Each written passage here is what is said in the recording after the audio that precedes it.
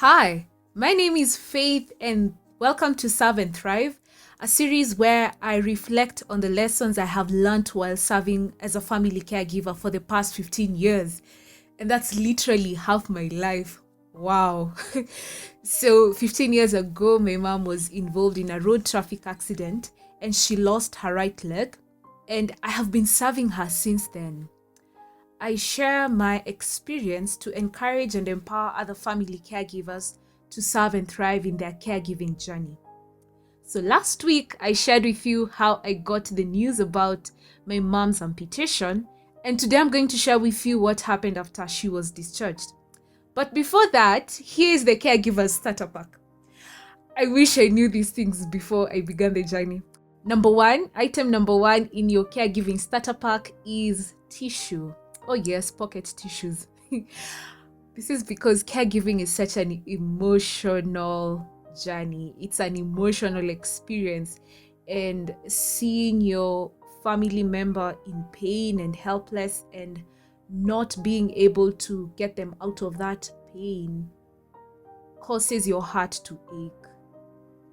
And because sometimes you probably don't have an outlet, and because your heart cannot bear it, many times it comes out through tears. And sometimes you can't control yourself, tears just come. And this can come when you're taking a walk, or when you're doing dishes, or when you're cleaning the house, tears just come. And so it would be nice for you to arm yourself with a pack of pocket tissues. And as the days go by, you realize that the tissue advances to a t-shirt or a soft towel because sometimes you wake up and you cry a river. So on those days, you need a nice t-shirt or a soft towel. Okay, item number 2 is earphones. So the daily duties can get so mundane. So a set of comfortable earphones will be efficient in listening to a book, a podcast, music, edifying talks, and even connecting with your friends while working. So I'll share more items in the future episodes. Our home became so cold after my mom was discharged from hospital. That's when reality sank, and I just realized that my mom would never walk again. She would never go do for me shopping the way she used to do. Like, my mom would buy me clothes and she had a good taste. I thought that I would never go back to school again, and I just gave up on the future. And I felt as though my life would just be taking care of her forever. But you see, the plan was that we were to get somebody to come help us out at home. Unfortunately, by the time she was coming home, we had not found anyone who was willing to come and be with her, because every time you'd find somebody who's interested in housework, you'd tell them the state of the person they're coming to work for, and most of them would be like, pana, I can't work for a sick person. And so I automatically stepped in and began serving my mom. It was so overwhelming because I dreaded the nights, because if something happens, I won't be able to help my mom. Let's say, for example, if the house catches fire or an emergency just occurs, I wouldn't know what to do then. Because you see, her right leg was amputated, the wound was still fresh, her leg was heavy, and then her left arm had dislocated from the shoulder, and she had this arm sling supporting her. So she could only hold one crutch on one side, and on the other side, she needed somebody to support her, because we didn't have a wheelchair then. So it's one of my brothers who did the work of supporting her, lifting her, giving her support when she needed to stand, and escorting her to the next room. And then in the evening again, he would come back and escort her back to the bedroom. The days were equally laborious because then we were using a charcoal stove. And so I would wake up early and light the charcoal stove and prepare her breakfast. So she had some specific foods that she was eating, so I had to prepare that, and then I'll prepare my breakfast and my brother's breakfast, and then also prepare tea or porridge for the people who would come visit her during the day. So the days were filled with labor and the nights were filled with anxiety. So I remember one day there's a lady who came to visit, and then while she was leaving, she brought the cups to the kitchen. And then before she left, she just held my shoulder and she told me, I can see you don't look happy, but don't feel bad that you have to take care of your mother. You know, your mother took care of you. Now it's your turn to take care of her. Okay? Just do it with all your heart. And my heart sank. My heart sank. It felt as though some heavy load had been put on my shoulder and I had to carry it all my life. And from her statement, I felt obligated to take care of my mother. And that also made me not to even probably express myself if I was feeling tired, or if something wasn't okay with me. I didn't know how to express. I felt that it wasn't right for me to say what I feel. I felt it wasn't right for me to ask for help. And I felt it wasn't right for me to take a break. And other guests would come, and while they're leaving, they would just tell me, oh, thank you so much for taking care of your mother. Be strong, be strong. And I'm like, yo, where do people get this strength from? And so I took what they told me then, because I don't know, I really looked up to church people in my younger age. It's not as though I don't look up to them anymore, but I know better what to pick and what not to pick when somebody gives me advice or when somebody makes a well-meaning comment. So that time, I just feel as though those statements broke me badly, because I ended up being numb. And I thought, yeah, because my mother took care of me, now it's my turn to take care of her, and I can't say anything about it. Even if I'm hurting, even if I feel like I'm going crazy, I just have to bear the burden. So days had passed by, and now it was time for me to go back to school.